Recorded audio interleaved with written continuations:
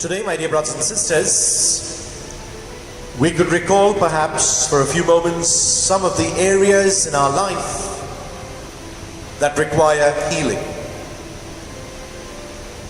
It could be a broken or a failed marriage. It could be a relationship that doesn't seem to be working. It could be a physical suffering or an illness, an ailment that has caught up with us for a while. It could be a psychological problem that we are going through, and therefore our mind is all disturbed. Perhaps it could be a financial crisis that we find ourselves in, either because we've lost our job because of the pandemic, or perhaps there's been a pay cut. And the list can go on. And where do we go when we are in need of healing? Our gospel today clearly indicates that Jesus, our divine master, wants to heal us and make us well. And in faith, he invites us to come to him. Now the problem is, my dear brothers and sisters, we'll say, but I have been going to the Lord and nothing is happening. The problem is not with the Lord, the problem is with us. Because I guess each one of us is expecting instant results. And when it doesn't happen immediately, then we get all agitated and frustrated. We go to the extent of asking, is God turning a deaf ear to my plea? Do I continue to pray to him? Or is it useless and it doesn't make any sense? Persistence, perseverance, trust and faith in God is what really matters. No matter how hopeless a situation we find ourselves in, my dear brothers and sisters, we need to come to the Lord, because it is the Lord and only the Lord who can ensure our complete healing and recovery from whatever we are lacking or suffering from. And for those of us who have experienced this healing of the Lord, what have we done with it?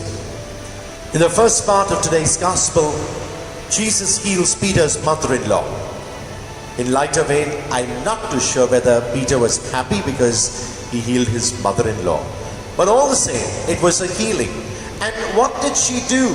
As soon as she was healed and made well again, she began to wait on them, the gospel tells us. In other words, to be at the service of the Lord and those who were around.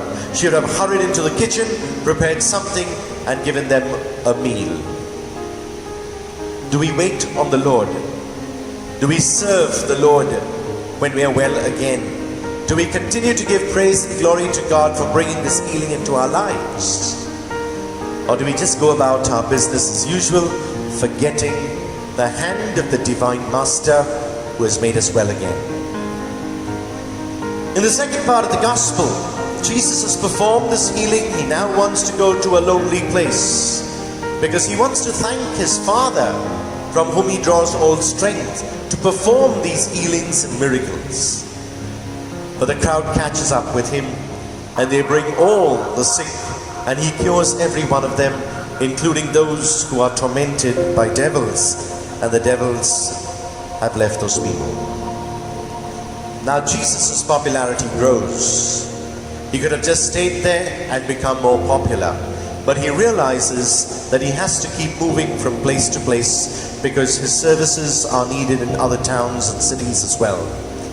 The last part of the gospel tells us that he went to other places, continued to preach in the synagogues of Judea. We cannot keep our healing selfishly to ourselves, my dear brothers and sisters. We have to testify the hand of the Lord in our lives, proclaiming boldly that our healing has come from the Lord. Of course, not discounting the services rendered by doctors, nurses and physicians. We have to acknowledge their goodness as well.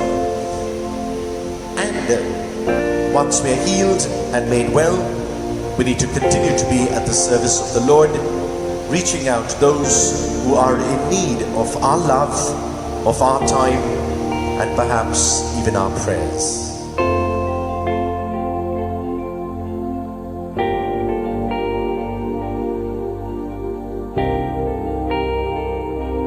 God bless and do have a Jesus-filled day.